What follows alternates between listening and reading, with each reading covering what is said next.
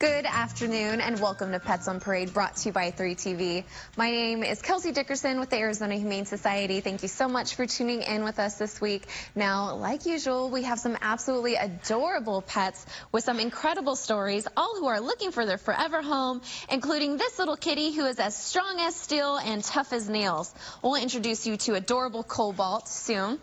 And transforming a sick, injured, or abused pet into a healthy, playful, and loved pet is what we're all about at AHS.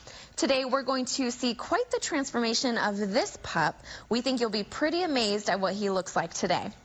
And with more than 11,000 field and rescue calls every year, it's no wonder we see so many who are rescued by our amazing AEMTs and investigators. Shrey is just one of those animals who we will meet on today's show.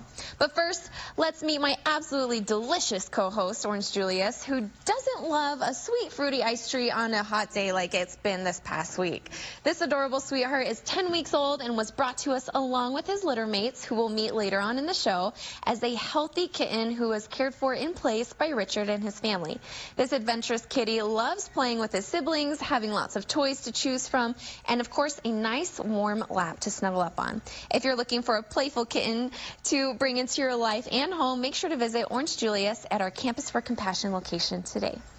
And now, okay, I apologize if I'm butchering this name, but she's definitely her story is definitely as mysterious. I don't know if it's correct pronunciation of her name, Perry. We're just going to go with Shrey, right? Shrey it is.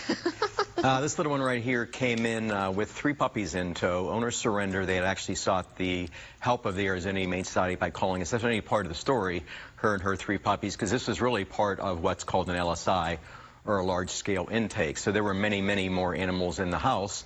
And what we're doing in this case is what's called a staggered intake.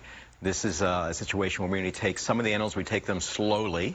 We take the ones that need our help the most serious. In this case, it was mommy with puppies. If they're injured or sick, we would take those first also.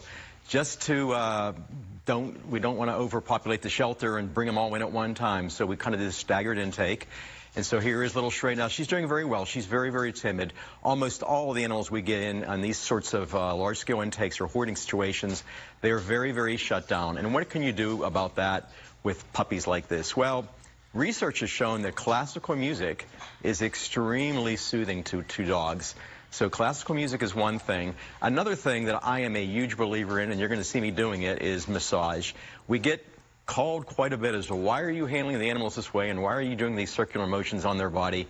It's dog massage. I'm a big, big believer in it. It has profound effects on their behavior, and so that's another thing you can do. And then the third thing you can do is animals will mirror your personality. If you're crazy and running all over the place and acting hyper, they're going to do the same thing. So with animals that come in these kind of situations, you got to be really, really calm.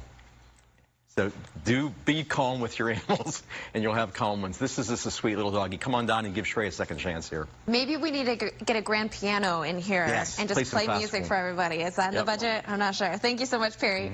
And this adorable kitty is named after a pretty useful chemical element, but I think we'd rather just learn about this Cobalt rather than back to chem class ski. This little boy has just been phenomenal. He was brought in by a good Samaritan from our admissions desk, found as a lone kitten.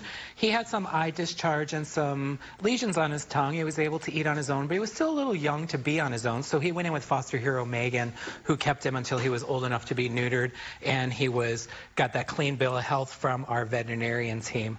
Now, it is that season that if you find a mama and some kittens, we ask you not to kidnap them.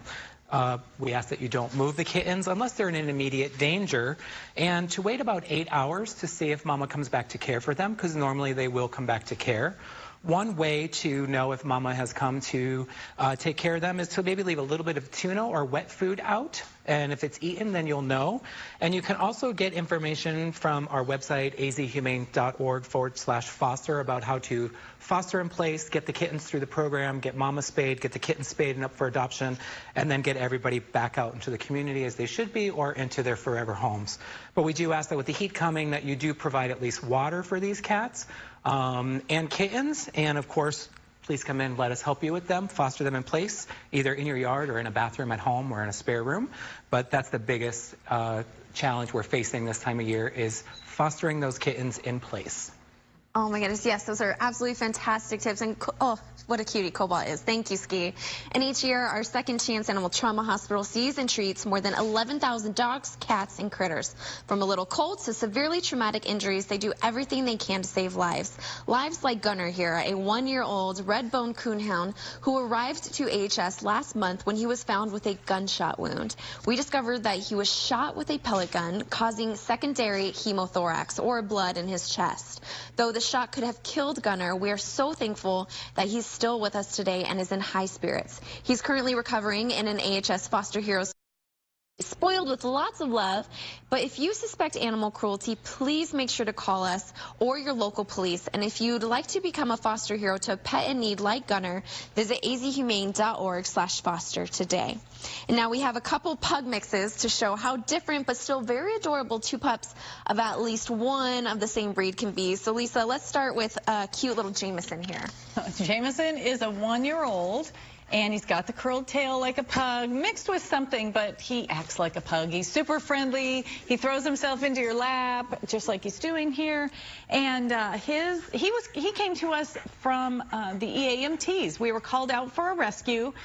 Little Phelps had jumped right into a canal and was swimming, trying to get out. But as you know, those have those concrete sides. They're usually covered with algae, very slippery. And Jameson was unable to get out. He was being swept down the canal. Luckily, a good Samaritan, by the time our EAMTs got there, had already swooped him out of the canal. But his toenails were all bloody, and he had a broken toe once we rushed him back, and some injuries to his paws. But as you can see, he's a happy little guy now. He went off to a foster, and now he is going to beg on TV for his forever home. Swimming safety tips. If you have a pool at home, please keep in mind, dogs don't automatically know how to swim, and just because you have a Labrador or a Poodle, it does not mean they are going to naturally swim. You need to take it easy with them in the very beginning, and you either need to go in with them or ease them into the pool. Dogs tend to panic, so their back ends go down, the front ends go up, and their front legs go crazy. Then they splash, and they hate it.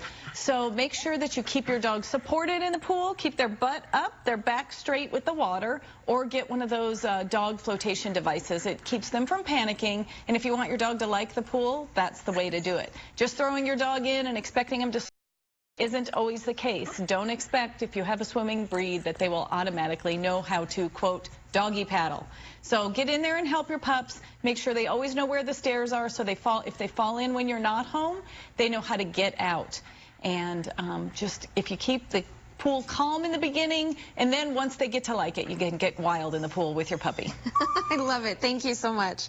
And now, everyone at AHS and here at POP want to wish, first of all, we want to wish a happy breed of the week to Mr. Brownie there, who is absolutely adorable. Can you please tell us all about this silky guinea pig? Yeah, let's start with the breed first. We'll get into the specifics on little Brownie right here. You know, there's cat breeds. Everybody knows there's cat breeds. Everybody knows all the dog breeds out there. But there are guinea pig breeds, too. And in fact, there's about 13 of them. We usually have on the show American Shorthairs. That's the most common you're going to see. I think we've had some Abyssinians on, some Cornets, things like that. However, this is a Silkie. And I don't know that we've ever had a Silkie on the show. This is a very interesting, really pretty. You can see this long hair. It flows back from their head. It's absolutely gorgeous. Guinea pigs have their origin in South America, of course, in the Andes regions. However, this breed is relatively new. We're talking probably around 1970, and they were bred in the UK. And it is thought that this is a mix of a Peruvian, which also has very, very long hair like this, and what's called a black guinea pig. So, like I said, a relatively new breed. Their hair will grow about 1 inch a month. So you're looking at a little bit of a grooming responsibility here. They probably have to be at least brushed every day and then actually cut occasionally because this hair can get very, very long. This little one right here has quite an interesting little story. The owners thought that this was a female. Surprise, it's a male. And they had a female at home, and now there were a bunch of little guinea pigs around, so they had to actually get rid of the male because they'll have more and more guinea pigs. So that's why he's with us. They said he's a wonderful guy. He's very, very hand-tamed. You can see him eating his Timothy hay like a good little guinea pig from this little container right here. He's very hand-tamed. He gets kind of crazy, jumps around. He does the popcorn move. He is a sweetie. Guinea pigs are a lot of fun. If you've never had one, it is a wonderful first pet for a child.